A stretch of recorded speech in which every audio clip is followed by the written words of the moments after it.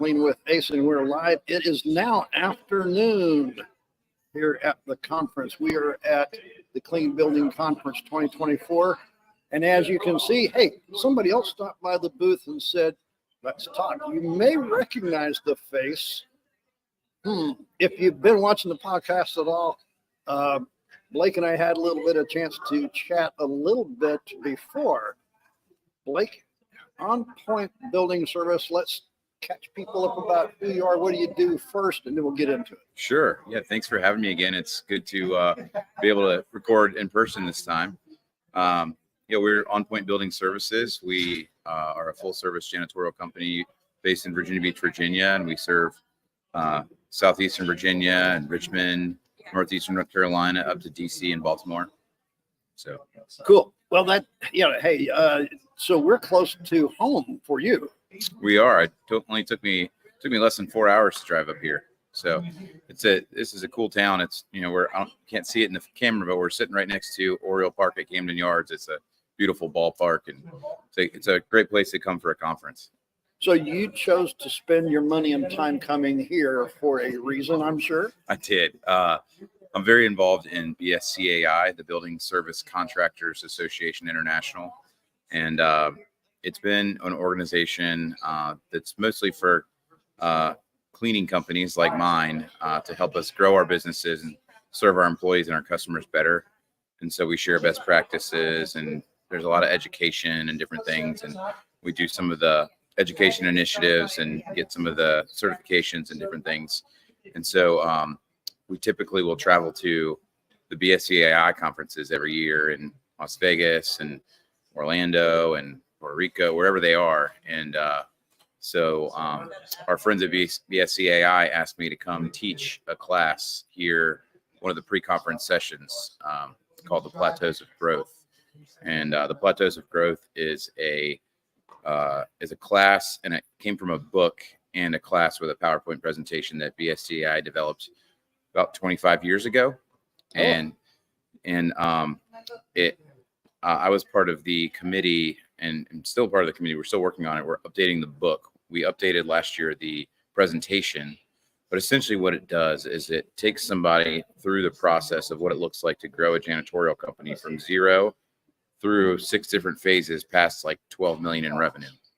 And so that includes all kinds of details on like what your org chart might look like at each stage, tips and tricks at each stage, when you might start hiring certain positions.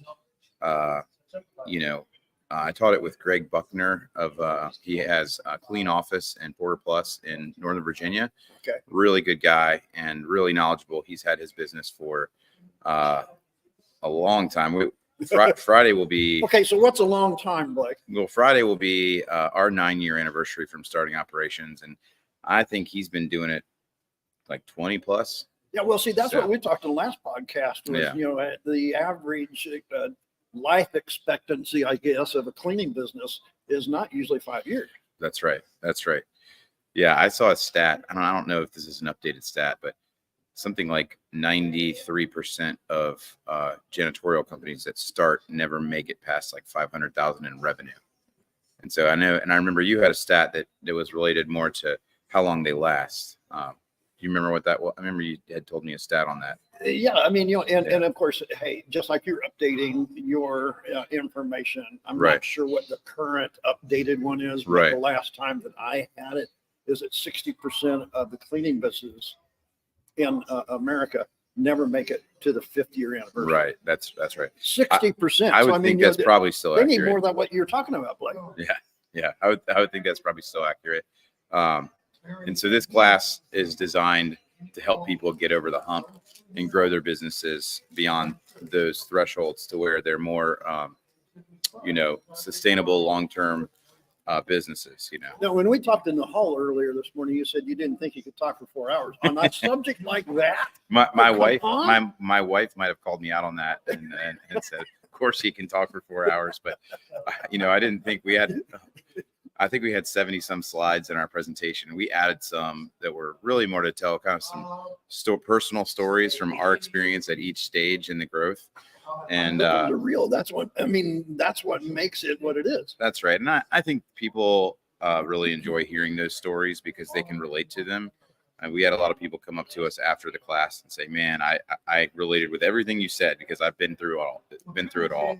And that's part of what makes an organization like BSCAI special, is because people that come to BSCAI stuff, like, they understand what you've been through more than anybody else in the world, like more than other business owners in other industries. They uniquely understand the challenges that you face as a janitorial company, you know.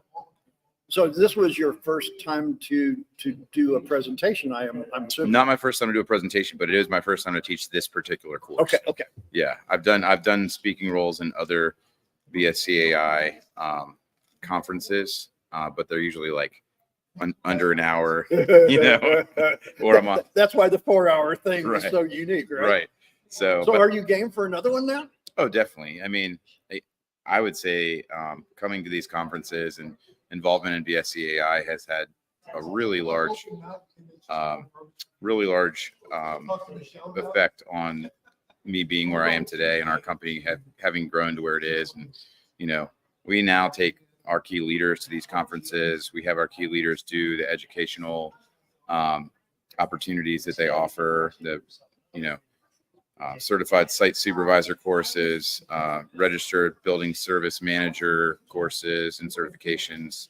I'm currently doing an executive leadership academy that they're doing, and next year we'll complete my certified building service executive designation. Don't say that too fast. CBSE. And so, it's really good education that really just helps us to service our customers better and care for our employees better. And we get a lot of best practices from other people in the industry who have gone before us and, made a lot of mistakes that some I've already made, but then they've also helped me avoid some mistakes. So folks, it's 1:00 in the afternoon here at the Clean Buildings Conference. The expo hall is, I think, going to open at 1:30. Mm-hmm. I'm imagining you're going to go down there and peruse through. I will. I typically like to walk through the expo hall at the conferences like this, but it's usually a quick walk for me. And why do you say that? Why do you say that? Well, this one's a little bit smaller than ISSA, but but ISSA is just it's just information overload. It's just too much. Okay. It's acres and acres of booths. So the smaller venue might be better? Could be. I'm also not necessarily looking to purchase any new services or softwares or anything like that. Okay. And we don't typically change the chemicals or the equipment or the pads or anything like that we use. And so when I walk through, I'm usually just looking for things that are new in the industry that, maybe I haven't seen before, or, something that can save us time or clean a little bit better, increase quality somehow, but there are a lot of companies that make products and services for our industry. And so it really can, as somebody who is a buyer, it can kind of feel like white noise walking through, But it's all good exposure to see it and everything. And I think that's an interesting thing as you walk the conference. You have people from all levels of our industry here, from people, like you said, that are brand new in the business that need what you talked about yesterday, to people like yourself that you're mainly here for the educational component. Mainly for that. And, a lot of the conferences like this I go to, I do like to go to the booths of the vendors that I use. So we always stop by like the team software. Personal connection. We're a team software user, so we always go talk to the team software people. Right. And then on the bigger side of things, we'll go look at like the new dispensers that Georgia Pacific is coming out with. And, we always go see the Spartan Chemical people. They're always great to be with. And, we really enjoy our partnership with them. Yeah. And we missed those over the last few years. So it's always good to see the friends. And as you said, when you walked up, hey, I can actually shake your hand and see you and touch you. That's right. That's right. Yes. We love doing virtual, and I think going forward, virtual will always be with us from now on. We've learned how to use it correctly now. Yeah. Yeah, I think so. But we still need that personal. That's why it is still, we are humans. We do like to. I always enjoy face-to-face more. Well, now some people would argue I'm that an virtual is extrovert. face-to-face, but hey, I'm not going to go there, folks. I'm an extrovert, and I really enjoy getting out and coming to these conferences. You know, I mean, I enjoy Zoom too, but I don't want to do Zoom all year long. I like coming to these every I think couple you're times a right. year. We now can have the blend, and that's why we're doing this. Right. Folks, if you're listening to the live podcast right now, there is time if you're local. You're only 4 hours away. I should say you can still come because the NFMT part of this runs till Thursday, I Thursday think. Yeah. night. Yep. Okay. I'll be leaving tomorrow. I got a session Same. tomorrow.